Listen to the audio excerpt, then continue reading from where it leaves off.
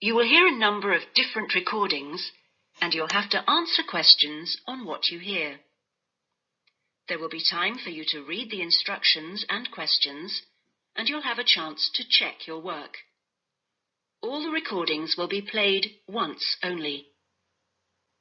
The test is in 4 sections.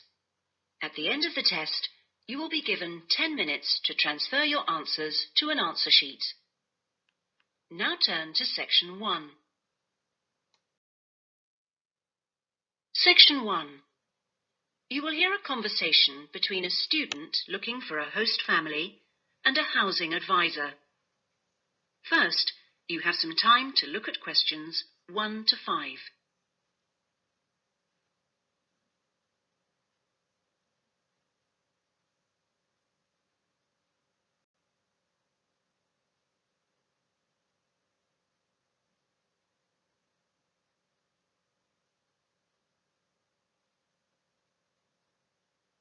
You will see that there is an example which has been done for you. On this occasion only, the conversation relating to this will be played first. Good morning. How can I help you? Good morning. I understand you help fix up students with host families. That's right. Are you interested in... Yes. Well, please sit down and I'll just take a few details. Thank you. Right. Now, what name is it? Jenny Chan. Can you spell that, please? Yes. Jenny-Chan.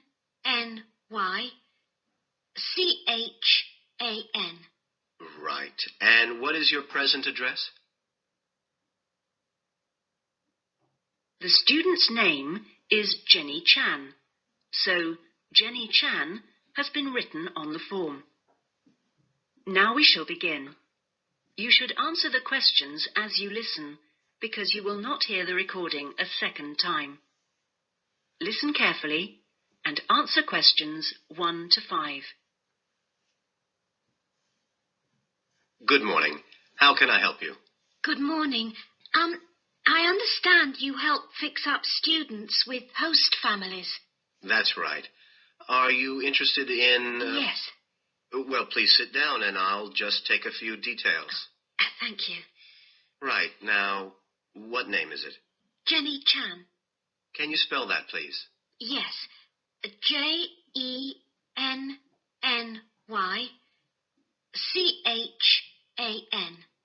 Right. And what is your present address? Seaview Guest House, 14 Hill Road. Okay. And do you know the phone number there? Yes, I have it here. 2237676. But I'm only there after about 7 p.m. So when would be the best time to catch you? I suppose between 9 and, let me see, past, before I leave for the college. Great. And can I ask you your age? I've just had my 19th birthday. And how long would you want to stay with the host family? I'm planning on staying a year, but at the moment I'm definitely here for 4 months only. I have to get an extension to my permit. You're working on it? Fine. And what will be your occupation while you're in the UK? Studying English. And what would you say your level of English is? Good, I think. I'd like to say advanced, but my written work is below the level of my spoken, so I suppose it's intermediate. Certainly your spoken English is advanced. Anyway, which area do you think you would prefer? Well, I'm studying right in the center, but I'd really like to live in the northwest. That shouldn't be a great problem. We usually have lots of families up there. Before you hear the rest of the conversation, you have some time to look at questions 6 to 10.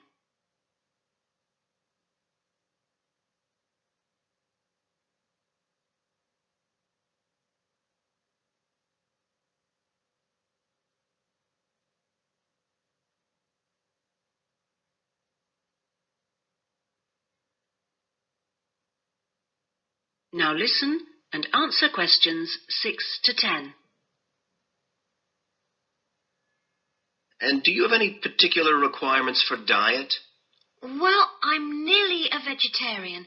Not quite. Shall I say you are? It's probably easier that way. That would be best. Anything about your actual room? I would prefer my own facilities. En suite, is that right? Mm-hmm. And also, if it's possible, a TV. And I'd also like the house to have a real garden, rather than just a yard. Somewhere I could sit and be peaceful. Is that all? Well, I'm really serious about improving my English, so I'd prefer to be the only guest, if that's possible. No other guests. Yes, you get more practice that way. Anyway, obviously, all this is partly dependent on how much you're willing to pay. What did you have in mind? I was thinking in terms of about 60 to 80 pounds a week, but I'd go up to 100 if it was something special. Well, I don't think we'd have any problems finding something for you. Oh, good. And when would you want it for? I'd like to move in approximately 2 weeks. Let me see. It's the 10th today. So if we go for the Monday, it's the 23rd of March. Yes. Right. Good. And if I could ask one last question. That is the end of section 1. You now have half a minute to check your answers.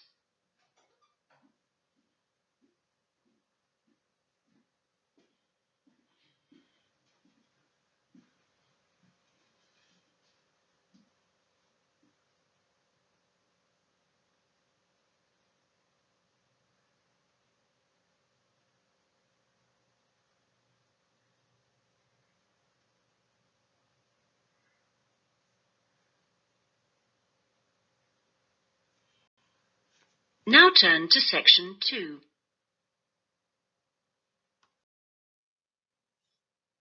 Section 2. You will hear a speech by an official at a meeting of a local football club at the start of a new football season. First, you have some time to look at questions 11 to 17.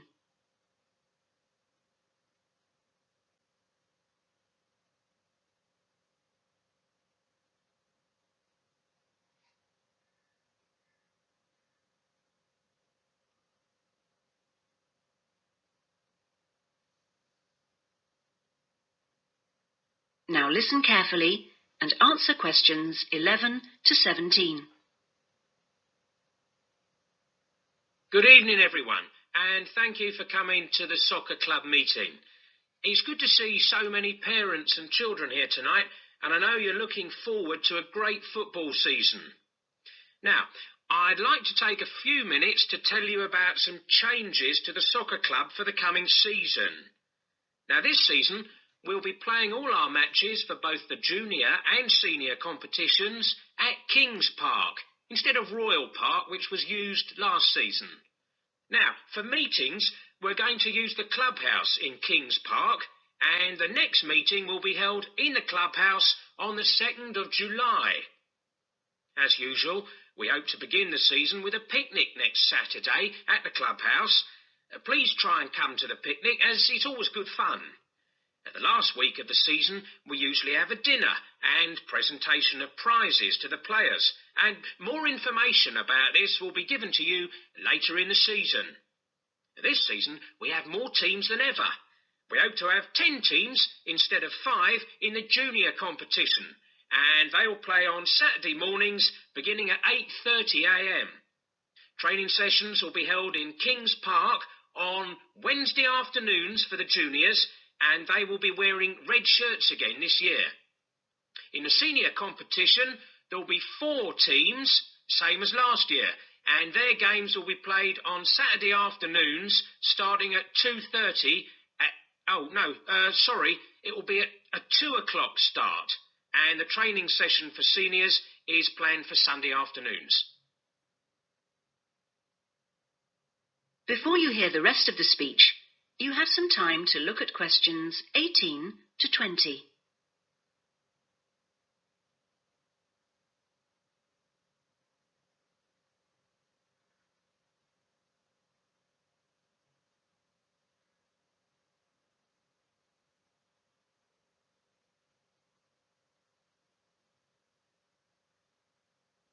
Now listen and answer questions 18 to 20.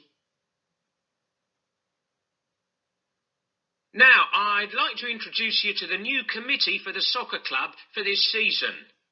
Firstly, let me welcome Robert Young, the new president, who will manage the meetings for the next 2 years.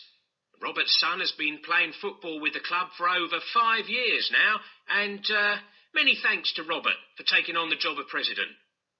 Next, we have Gina Costello. She's the treasurer, and she'll collect the fees from you for the season. Please try and give Gina your fees as early as possible in the season, as the club needs the money to buy some new equipment.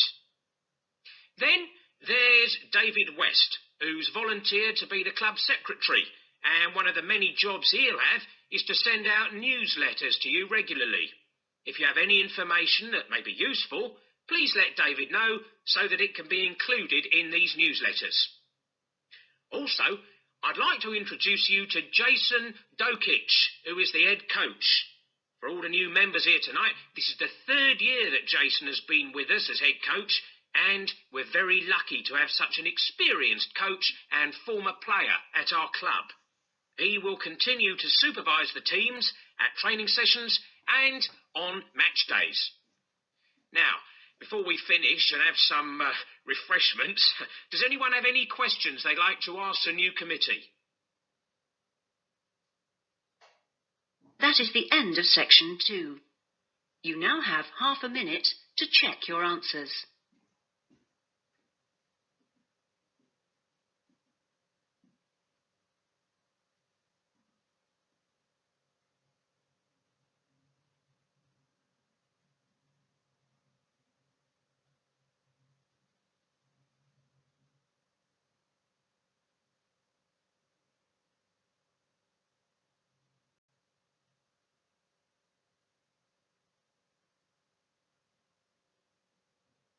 Now turn to section 3. Section 3. You will hear a tutor and 2 students discussing a business case study. First, you have some time to look at questions 21 to 24.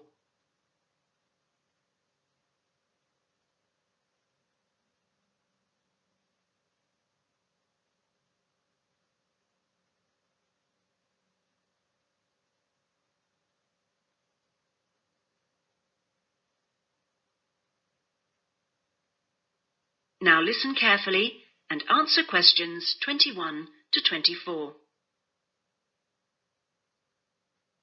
Right.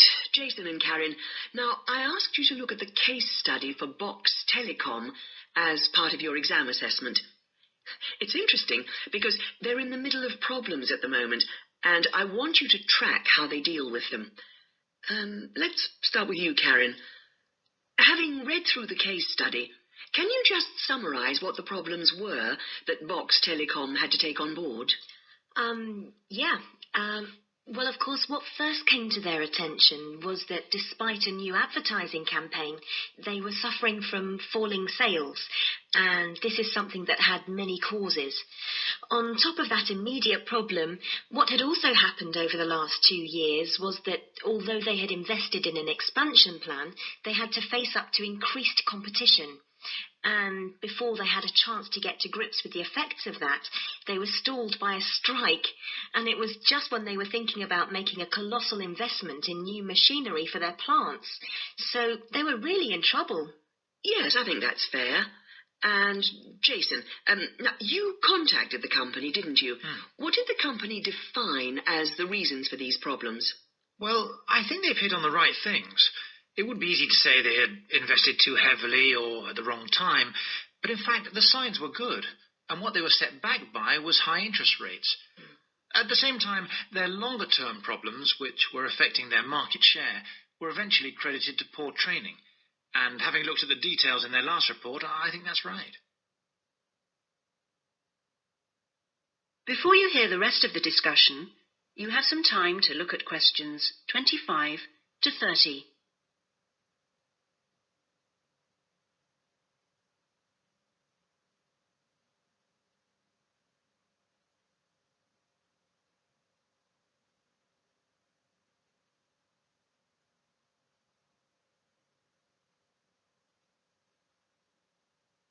Now listen and answer questions 25 to 30.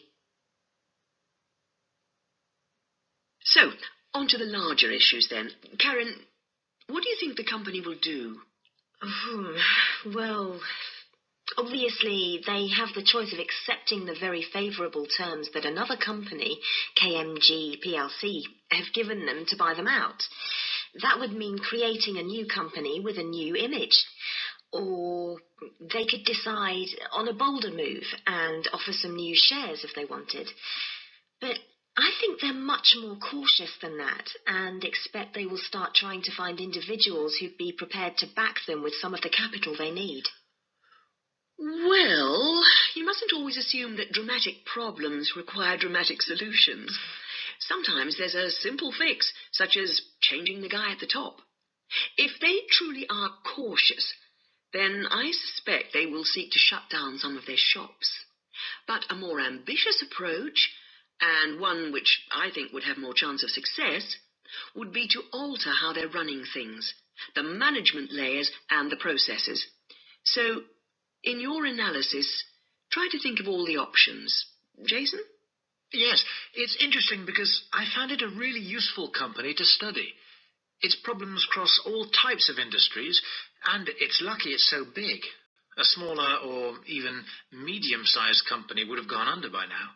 Ah, well, in fact, what I want you two to do is to go away when we've finished our discussion today and write a report. We've looked in general at the telecommunications market in the UK over the last few sessions, and I want you to take Box Telecom as an example and suggest some ways in which they might overcome their problems, and outline the reasons why you think as you do. But try and keep it intrinsic to the company rather than dragging in other examples. Is that okay, Karen? Yes, I think I can do that. Personally, I've got great hopes for it. I think it will recover.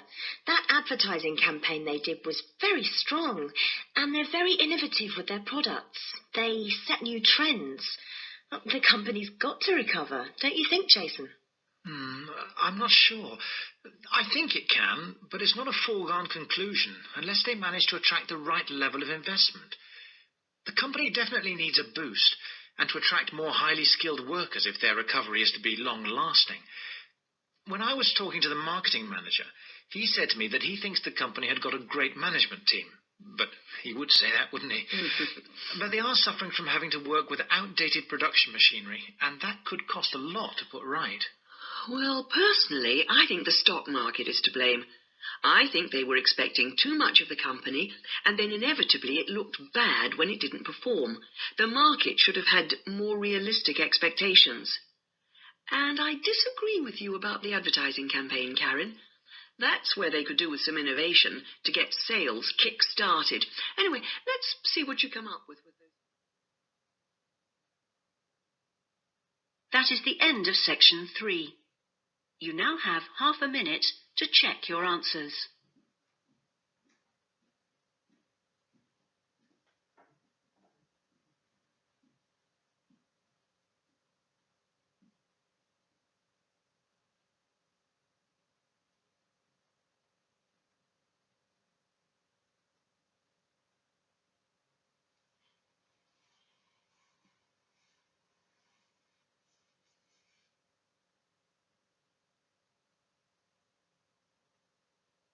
Now turn to section 4.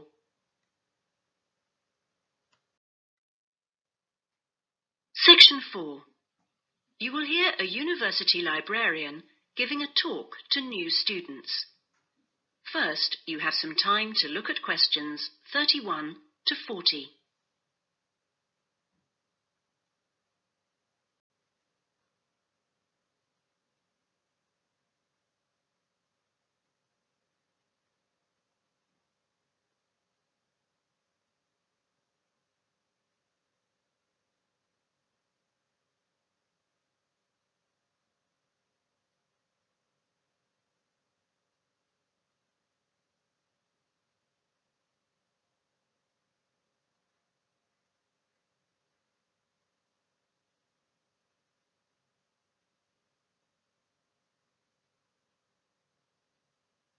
Now listen carefully and answer questions 31 to 40. Okay, are you all settled? Well, first of all, welcome to Cardiff University. I'm here to explain what we can offer you. Now, as a new student at the university, you will probably need some sort of guidance to help you to use the library effectively to study and research. Some of you have asked about a guided tour, but we find this rather muddles people. So, in this first week, we run a series of talks which focus on different aspects of the library and its resources. You'll also find that to get the most out of the library, you really do need to be computer literate. And so all this term we run small classes which will bring you up to speed on how to access the computer-loaded information. Okay, now let me give you an outline of what's available to you. You'll find that the computers are increasingly used as a research tool. Many students do most of their research on the internet, and the library computers are permanently online. Having found what you need, you'll find you can readily save text on your personal computer space to print off when you need. You might think that it is the fastest way to get information, but the links can be slow. Clearly, you can find lots on there, but much of it is useless information, as it is from highly debatable sources, so be critical. You'll also find that the library has loaded several CD-ROMs onto the computers from specialist reference sources, such as the MLA. It means we can expand what we offer you at very little extra cost and saves us having to invest in more and more books. The CD-ROMs contain exactly the same information as the reference books, as the two are updated together. Now, most of you will need to refer to journal articles in your work, and you'll find you can also access these online, and we encourage you to do so. Clearly, some of you will find the printed version more accessible as it sits on the shelves, but I'm afraid the intention is to phase these out eventually. However, you will still be able to print off a version of the text rather than photocopying the journal pages. So you must get used to working online. Naturally, we do still have the full range of classic reference books, additional to the CD-ROMs for you to use, and there are several copies of each one. This is because some of you may prefer to borrow a book rather than sit in the library. There is a restricted loan time on these, so that they are not missing from the shelves for too long. Although there is a section manager for each part of the library, they are very busy, and so if you do get stuck looking for things, you should ask the relevant cataloguing assistant. As your training supervisor, I just oversee your induction and will not be around after this initial week.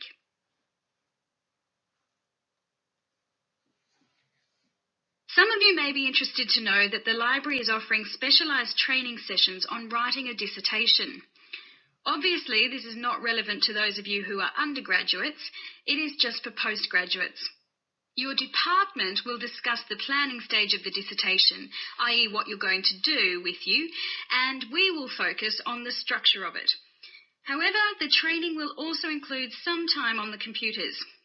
I realise most of you know how to organise files, but we can show you the different ways to run data programs. Your tutors will tell you at the outset how to set out the chapters they require, but you will need to ask them how they would like you to organise the bibliography, because it varies depending on your subject area. When you've got something together, the trainer here will look through the draft version for you to see if it's okay. And one final point, for those of you who have registered from abroad, we can offer individual sessions on dissertations if you feel you need them. If you require language lessons, then they are available from the International Centre next to the Law Department. That is the end of section 4. You now have half a minute to check your answers.